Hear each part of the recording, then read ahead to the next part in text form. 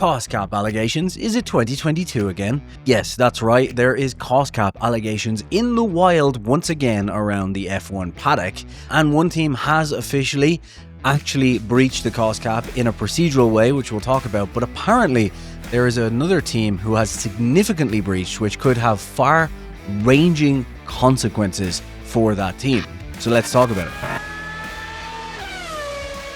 So for those of you who are new to F1, let's put it in real simple terms. There is a budget cap in F1 where the teams are allowed to spend roughly $145 million a year. There are some adjustments for inflation and so on, which I believe brought it to like 160 last year, but I could be wrong on that. Maybe that's for next year. But anyway, the point is there is a budget cap for these teams and a maximum amount that they can spend. And if the teams go over that, there are a range of consequences, from procedural breaches where they just get fined to minor breaches where they can still have pretty consequential changes, including penalties to the development time that the teams get, huge fines, and championship points even in the minor category, depending on how egregious it is or if it's clearly cheating on purpose, for example.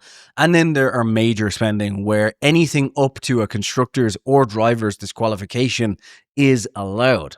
So let's talk about this. The first thing to note is that Aston Martin have, at time of recording, entered into an agreement to pay some sort of fine to the FIA for a procedural breach. That means that Aston Martin will be noted as one of the teams who has broken the cost cap. But it's not really a big deal for the team, given that the only issue, as far as I could see from the reporting, is that in their documents for their budget cap, so in their submission back before March 31st of this year, one of the sheets that needed to be signed by an auditor didn't have a signature because they couldn't get it in time. They flagged this with the FIA at the time, and therefore they have committed a procedural breach, but it's not really that important. It's a slap on the wrist, a fine. However, it could be worse for them in future, given it is a second time, I believe, that Aston Martin's done this. Maybe I'm confusing that with Williams, but anyway, procedural breaches are very much just a fine.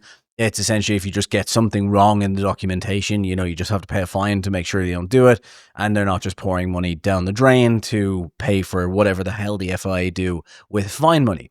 So that's the least interesting part. Aston Martin have basically paid some money for not signing a signature somewhere. Not that important. It should be noted, though, that some outlets did report the Aston Martin breach as a minor breach, which I think is a little incorrect, because if it is just a procedural breach, as I suspect, then saying it's a minor breach could be very confusing for anyone who actually understands the regulation, because when it comes to overspends, there's a minor and major breach. So some outlets putting minor breach I thought was a little bit confusing, because that was like, oh, okay, so they could actually get, really slapped here.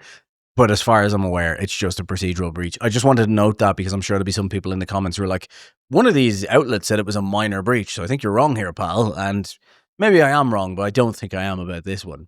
The more interesting part, though, the juicier bit, the bit to get our teeth into, is that just like back in 2022 when Red Bull was caught overspending, one team has allegedly, reportedly, gone over the cost cap in a significant way. Now, for those of you wondering, this isn't for spending this year. This is signing off on last year's spending, in case anyone's wondering. So this is talking about teams who overspent last season. And apparently, the more intriguing piece is that it's one of the top teams that is being rumored about, that is being alleged about. Again, all of this is speculative, so I'm just telling you what I've been hearing. So take all of this with a massive grain of salt, because obviously the teams like to throw dirt at each other, but this is what's being heard. So it is allegedly one of the top 4 teams. That would mean either Red Bull, Mercedes, Ferrari, or McLaren in 2024, and therefore this could be a big deal with big ramifications. Now, the most interesting part about this is that 3 teams' representatives have been relatively silent, with one person speaking out, and Fred Vasseur was one of the earliest to come out and basically say, look, this is a slap on the wrist for Aston and whatever, and then basically alluded to there being a significant breach somewhere else, if I remember correctly. And that has me convinced that Ferrari is not the alleged team. So I don't think Ferrari is one. And from everything I've heard, it's reportedly not Ferrari. The other team that it reportedly is not, from everything I'm hearing, is Red Bull. The one that everyone, I think, would have expected because of A lot of people may be confusing about their upgrades this year and bringing upgrades to the final race, where their upgrade plan last year was aggressive, but nothing out of the ordinary for Red Bull, if I remember correctly, in order to win the championship. Yes, they brought some late upgrades, but given how many months before those are developed and so on, I don't think that would have overspent them on it. And again, from all the reports I'm getting, they didn't overspend in 2024, but we'll see. So out of the top 4 teams, what I'm hearing is it's not Red Bull, it's not Ferrari, and that leaves 2 options. One of those is obviously Mercedes, and the other one is McLaren. Again, speculation, alleged, etc., legalese. So the first one is obviously Mercedes. Now, that might be surprising to some people given that their performance doesn't stack up with overspending in 2024, but as we know, a lot of the problem there was the drivers. They had a rookie in Lewis Hamilton in there.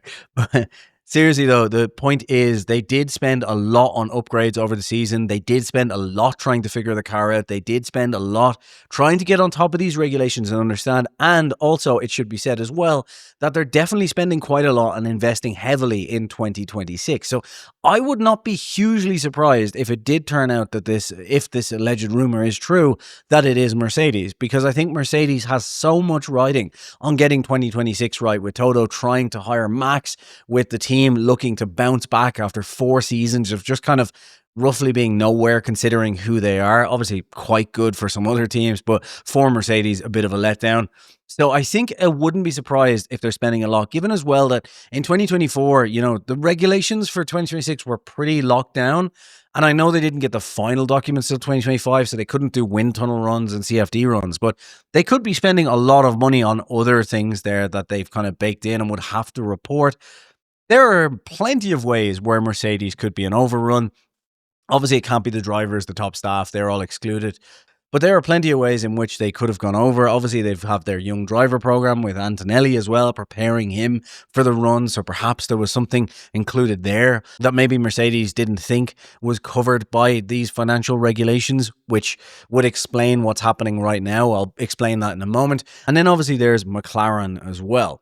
Now, McLaren is the biggest one because while Mercedes getting a slap on the wrist could be really bad for maybe 2026 when they're hoping to bounce back, it's not as bad for them given that none of their drivers were near the title last year and they weren't anywhere near the constructors last year. So for Mercedes to kind of get disqualified from 2024 would be okay, whatever, fine. They'd lose money, but I mean, they've got money, so I don't think a huge deal. McLaren is the big one. And it has been interesting that Zach Brown hasn't said a word. I think likewise with Toto, because normally those 2 guys would be in the press bashing if they thought it was if they thought there was even a hint that it was Red Bull or Ferrari, but they haven't said a word, which I find quite interesting, which kind of leads me more and more to think maybe there is something going on.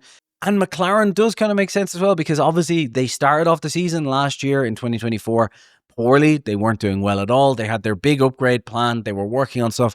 It took them months to get that upgrade coming, and then came in Miami, and then they brought upgrade after upgrade to keep building on the car. Plus, once that happened and once they won the constructors, they were also fighting massively to ensure they could come in and really get on top of that for 2025. So perhaps their winter spending went over a little bit. And then also, they're still building their 2026 car. They don't want this to drop like everyone else. So you're spending to build in a way that like Red Bull doesn't particularly need to or didn't need to.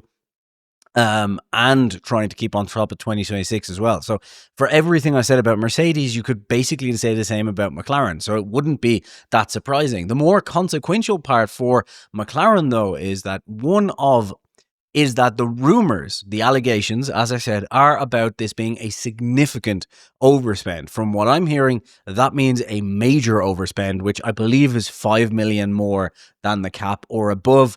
And that would mean that very much a disqualification from the constructors would be on the card. That would mean, so interestingly, that if it does turn out that these rumors are true and that it is McLaren, you could end up in a very viable situation if you look at the financial regs. Just, go read them. They're open to read.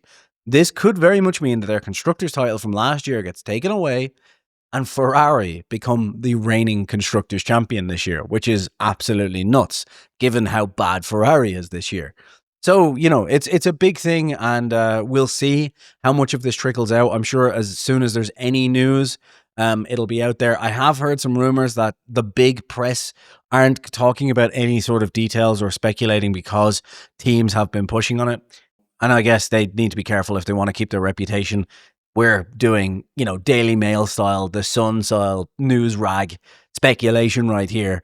And that's all it is, I'd like to say to the legal teams and any of those teams. Speculation. I've said it enough. So where we're at the moment essentially is all speculation. Aston Martin has signed off apparently on their breach, and the current situation with the big team, if the reports are true, etc., is that whoever the team is has actually appealed this with the FIA and are therefore going through an appeal process because they don't think that they have breached, which again goes back to what I was saying earlier. One of the teams is overspent on something that they didn't think was included or whatever.